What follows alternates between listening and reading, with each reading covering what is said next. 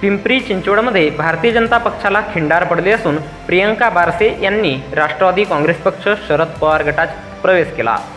पुणे भोसरी येथील भारतीय जनता पक्षाच्या नगरसेविका प्रियंका प्रवीण बारसे यांनी राष्ट्रवादी काँग्रेस पक्षाचे प्रदेशाध्यक्ष जयंत पाटील यांच्या हस्ते यशवंतराव चव्हाण सेंटर मुंबई येथे राष्ट्रवादी काँग्रेस शरदचंद्र पवार गटात अधिकृत प्रवेश केला।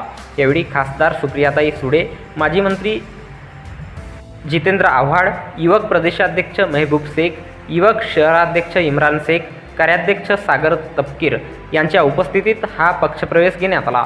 नुकत्याच झालेल्या लोकसभा निवडणुकीत महाविकास आघाडीने महाराष्ट्रात बाजी मारली।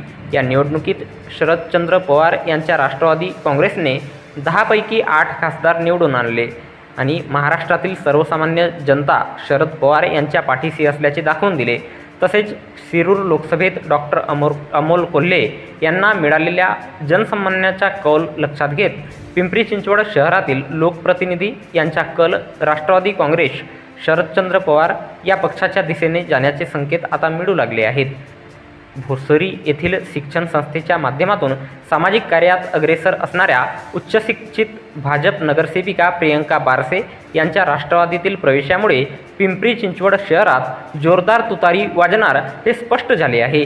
यावेळी बोलताना प्रियंका बारसे म्हणाल्या की भारतीय जनता पक्षाच्या स्थानिक नेतृत्वाच्या हुकुमशाही कार्यपद्धतीला कंटाळून तसेच शरद पवार यांच्या विचाराला प्रेरित होऊन राष्ट्रवादी काँग्रेस पक्षात प्रवेश करत आहे। भारतीय जनता पक्षामधील अजून सहकारी आमच्यासोबत राष्ट्रवादी काँग्रेस पक्षात येण्यास तयार आहेत।